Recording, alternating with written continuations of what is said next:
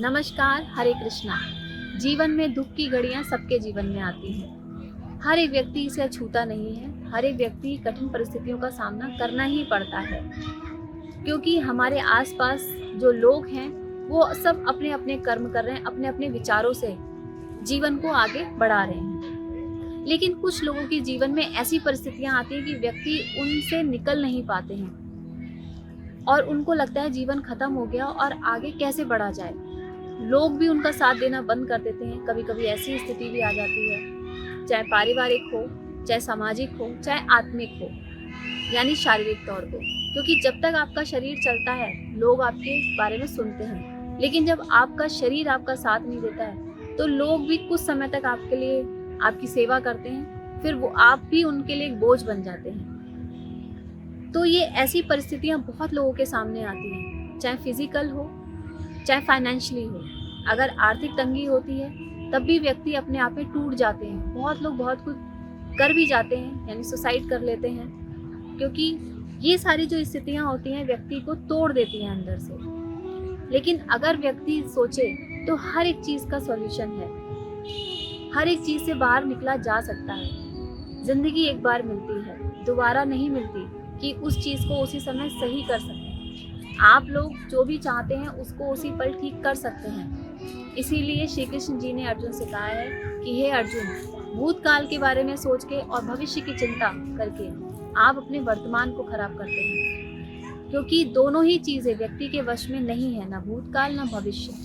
आपको वर्तमान में रह के ही कर्म करने होते हैं और जो कर्म करते हैं उसी से भाग्य बनता है। इसीलिए वर्तमान में रह के सत्कर्म करना जरूरी है। हर एक व्यक्ति सतोगुणी है, क्योंकि हर व्यक्ति की चेतना सतोगुण से पूर्ण है। लेकिन हम बाहरी जो आवरण चढ़े होते हैं, चाहे फैमिली के हों, चाहे बाहर हमारे फ्रेंड्स के द्वारा जो भी हम अपने विचार अंदर रखते हैं, वही कर्म बन के बाहर आते हैं। अगर हम अपनी चेतना से जुड़ते हैं, अपने सतोगुण से जुड़ते हैं और उसके द्वारा जो कर्म करते हैं वो हमारे भाग्य को उज्जवल बनाते हैं। तो भाग्य जब भी बनता है जब आज हमारा ठीक होता है। लोग ऐसी परिस्थितियों में आ जाते हैं कि भगवान पे भी विश्वास नहीं करते हैं। कभी कभी सोचते हैं कि हर एक काम जल्दी होना चाहिए और उनके हिसाब से हो। अगर वो काम नहीं होता है तो व्यक्ति को लगता है कि सब कुछ बेकार है। यहाँ तक कि आप खुद के परिवार के लोग भी अगर आपकी बातें ना सुने तो वो भी बेकार लगते हैं। देखिए, कोई भी काम करते हैं आप, मेहनत तो रहेगी, साथ में धैर्य रखना भी जरूरी है। मेहनत तो हर एक कोई कर रहा है, ऐसा नहीं कि बिना मेहनत के बिना कर्म के व्यक्ति जीवन ही नहीं चल रहा है, लेकिन वो सही मार्ग पे नहीं है। आप भूतकाल में यानी पास्ट में इतने उलझे रहते हैं कि आज के कर्म हमें क्या करने हैं वो हमें पता ही नहीं है, और उस वजह से हमारे भविष्य में जो भी चीजें घटित होती हैं तो उसको हम क्या बोलते हैं, हमारे भाग्य में। तो भाग्य बनता तो खुद के कर्मों से है ना। इसीलिए भगवान पे विश्वास रखें, क्योंकि भगवान, अगर हर एक समस्या आपके जीवन में आती है तो समाधान भी उसके साथ ही आता है, बस उसको समझना और जानना जरूरी है। एक छोटी सी कहानी है।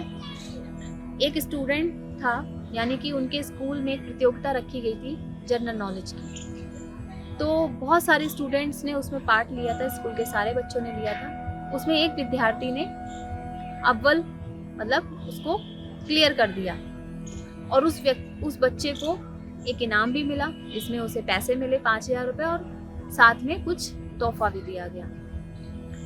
जब उस बच्चे से बाहर के शिक्षक जो आए हुए थे उन्होंने उससे जब पूछा कि बेटा आपने ये तैयारी कब की थी, तो वो इंटर पास कर चुका था। उसके बाद यानी उससे पहले 6 स्टैंडर्ड से यानी 6th क्लास से वो उस चीज का अभ्यास कर रहा था। सोचिए 6 साल की जर्नी में उसने कितना सारा इकट्ठा किया होगा, मेहनत की होगी, धैर्य रखा होगा, तो जाके उसे तुरंत जाके जब वो उस प्रतियोगिता में भाग लिया तब जाके उसको उसका इनाम मिला। अब आप सोचें कि अभी के अभी आपको जो आपने सीखा और अभी का अभी आपको इनाम मिले, तो उसके लिए ज्ञान होना भी जरूरी है और आपके अंदर वो धैर्य होना भी जरूरी है। तो जीवन में ऐसी बहुत सी प्रतियोगिताएं आती हैं जो अवसर मिलते हैं आपको, तो जब आप आज से कर्म करेंगे तभी आप उस प्रतियोगिता को आसानी से पा सकते हैं। तो उस इनाम ने उस प्रतियोगिता को उस व्यक्ति को खुद ही ढूंढ लिया जो इसके काबिल था। तो इस काबिल बने कि जीवन में हर एक अवसर को आप अच्छे से ले सकें, उसका लाभ ले सकें और जो भी परेशानियां हो उससे अच्छे से फेस कर सकें। तो जीवन में तकलीफें तो आती ही रहती हैं, क्योंकि आप कर्म कर रहे हैं, कैसे कर्म कर रहे हैं, तो ये सोचना, उसके ऊपर मनन करना ज़रूरी है कि जो हम बोलते हैं, जो कहते हैं, उसका असर किस पे क्या पड़ता है और उसका जो एनर्जी है वो हमारे ऊपर वापस आती है। तो जब वापस आती है तो वो हमसे सहन नहीं होती। तो सहन शक्ति को बढ़ाएं और जो भी कहें उसको सोच समझ के और मनन करके बोलें। नमस्कार, हरे कृष्णा।